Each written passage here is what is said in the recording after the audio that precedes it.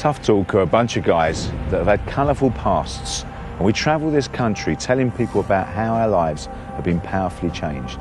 This programme follows us on a real journey with real conversations, tackling 3 key issues that affect men today.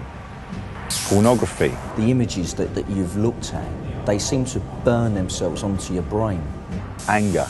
Didn't think, just jumped straight in the van, got him in. I knew there was a couple of bits in the van if I needed them.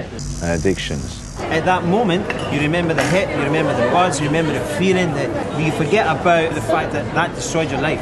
That's what destroyed your marriage. That's what caused your kids to be taken away from you. These are our stories from the front line.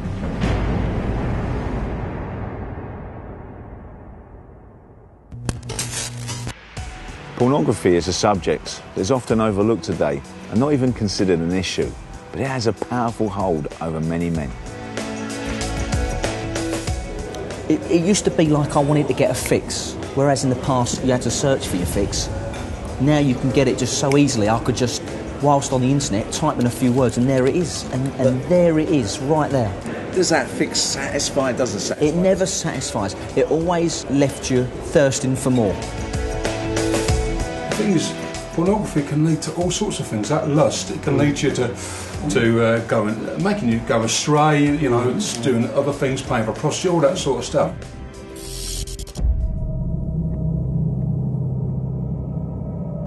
As a young Christian, I was bound up in pornography, bound up in it, and I couldn't ever free myself from it. It was horrendous, and you do feel suffocated. And you think you try and battle it, I'm not going to do it, and you draw yourself and you get drawn back into it, and then the guilt, the condemnation, it's all there and it just mounts up. You want to go and hide, you don't want to talk to people, you feel what a terrible person you are. I think it's as serious addiction as anything. Definitely. And of course what comes from addiction is deception, lies, you know, whatever addiction it is, and pornography is as great as any. Definitely. I mean, God makes it clear that it will destroy you in the end if you don't get away from it.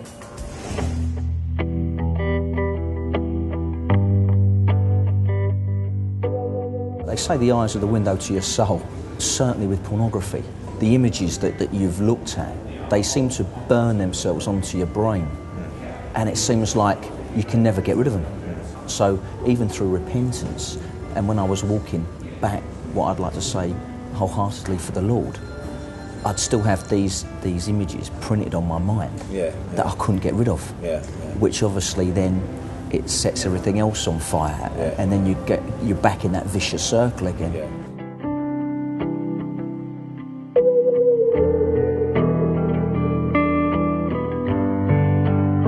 I went through a battle, and a battle that took a long, long time.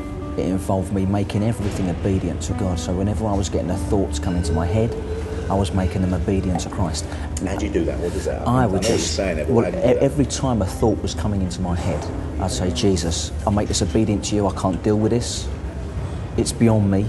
I give it to you. And I think by making these thoughts obedient and captive to Christ, it started over a period of time. It was almost like the grip that it had started to loosen. Emmy Wilson from the church said to me, she said, have you got someone to share your thought patterns with? And I said, no, I haven't. And it's not a bad idea if he's a Christian guy to have someone who you can just say to him, oh, I'm having a terrible day with a bit of this. And he'll go, okay, let's have a little prayer or let's do this with it. Get someone who you're willing to speak to perhaps on a weekly basis, accountability, and let him have a look at what you've visited on your website so that it's totally open. And then he can vice versa, he can bounce off. If no one knows, you're sharing it, it's something. The things you're talking about is important stuff, but it's not that gives you the freedom. It's the love of Christ that comes into your heart. And in that releasing, you then train your thinking in a way that it makes it easier to resist this temptation. And that's why maybe some people here probably think I'm a bit extreme not looking at page 3. But the reason I don't is because I know it only takes a little seed to start firing something up that I don't want to fire up, because I know how dangerous it is.